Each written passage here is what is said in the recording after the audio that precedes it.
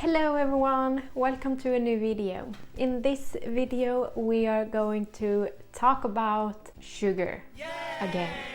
Sugar is a very interesting topic that are very controversial and a lot of people are afraid of sugar. Social media is a wonderful phenomenon, but there is a lot of content out there that send out very frightening information, and one of the frightening content is sugar is as addictive as cocaine, and that is what we are going to look a little bit closer at in this video. So we will start talking about sugar and what that is. Sugar is a type of carbohydrate. In this video we are going to talk about sucrose, which is the most common sugar used in baking, in sodas and in sweets. Sucrose is made up of one glucose molecule and one fructose molecule. And when we eat sugar or sucrose, our body break the bond between those two molecules and can take up the glucose and send the fructose to the liver to rebuild the fructose molecule to a glucose molecule so we can take up the energy from it. But also, it doesn't matter what type of carbohydrate it is, our body will break down all the molecules to glucose because that's the source our body are able to convert to energy. So glucose are glucose. It doesn't matter where the glucose comes from. You can eat a potato, you can eat a donut, it doesn't matter. The only thing that's matter in that sense are that the potato do have a lot of nutrients that the sucrose or the sugar doesn't have, because when we are making sucrose we are actually extracting all the nutrients. If you ever felt this hungry that you feel like an empty hole in your stomach, you feel so hungry that you just want to eat everything you can see that looks good, sweet and easy to eat. So when we are hungry we often crave a lot of sweets and a lot of fast foods that we usually maybe don't crave when we are as hungry. This means we usually choose the bad option for us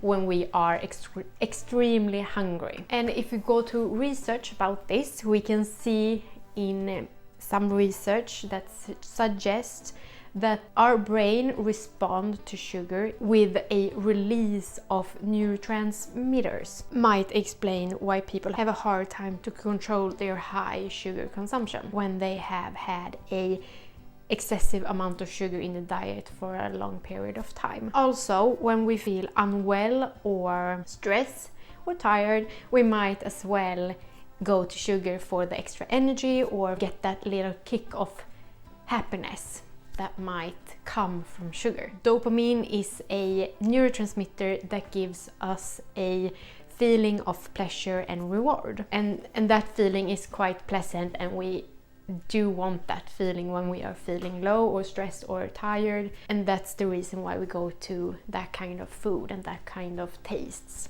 If we read what Wikipedia says about addiction, addiction is a neuropsychological disorder characterized by a persistent and intense urge to use a drug or engage in a behavior that produces natural reward. So a addiction is something that we want and crave, and also that will impact our living or well-being. For example, when we doesn't get the substance or thing we are addicted to, we get the intense urge to get it, and that's the only thing that's matter. If we go to the research I talked about a little bit earlier in this video, it was a animal experiment on rats that was deprived of food for 12 hours every day. After another 4 hours during their active periods, when they were awake, they were given 12-hour access to a sugar solution and also regular food. And during this experiment they could see that the rats learned to drink a lot of that sugar solution, especially when it first became available. After a month of this intermittent schedule of sugar and food, they could see that the rats showed similar behaviors with those with a addiction. For example, like binging, withdrawal, like anxiety and depression, and craving during sugar abstinence measured as increased response for sugar. And in this research they also specified about the characteristic of addictive drugs. So because of the dopamine hit you get from the drugs, the responders to that dopamine will need a higher amount of dopamine to be able to get the same feeling. And they could see that in this experiment that the rats needed to drink more to get the same response of dopamine that they did, for example, for the first time they drank the sugar solution. It is difficult to compare different rewards, but research has shown that under certain conditions sugar can be addictive or show symptoms of addiction. Like in this animal research I talked about earlier in this video, when the rats were given sugar and food during a short period of time, but also after hours of fasting. And the rat showed symptoms of similar behaviors of addiction. But my question is, would it be the same effect if the rats were given food and sugar all the time, like they have free access to food and sugar?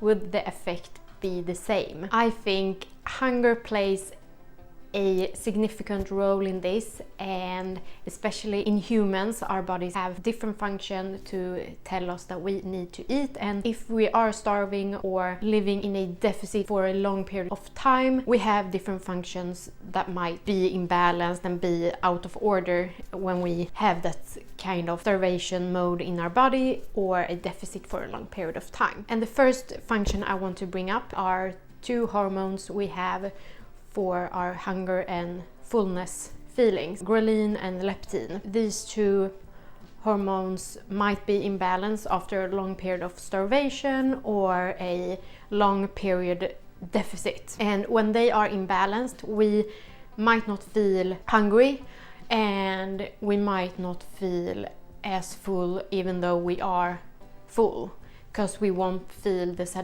satisfaction of the food we are eating, or we will feel like we have a endless hole in our stomach and just continue eating. And are these two hormones imbalanced, that might gives us a higher risk of binge eating. And also another function that might impact how we react during a long period of fasting or a long period of starvation in some sort, and that's our blood sugar levels. And especially when we are eating sugar like sucrose, we actually get a quite high spike from that, and also of course it will give us this feeling of happiness and dopamine hit, and in the end it will drop drastically and make you feel even worse than before you ate, and also feeling tired, feeling extra hungry.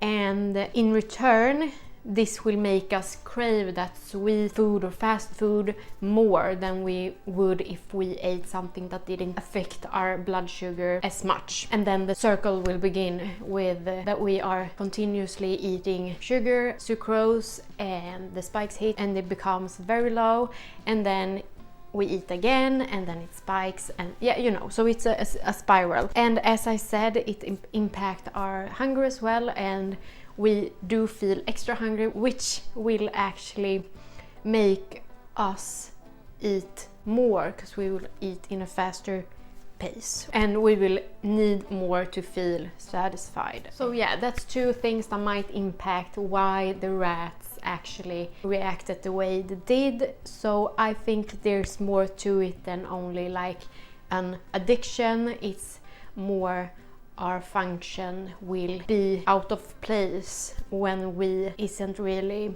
getting all the things we need when we need it. So yeah, there is possibly a million other things that can impact this sort of situation with fasting for a long period of time and then get the full access of with sugar and food. So yeah, that's what I think, and don't be scared to eat a little and don't be scared to eat a little sugar. Thank you for watching this video. I hope you liked it. If you did, please give it a thumbs up and subscribe if you want to have more content, and I will see you in the next one. Bye!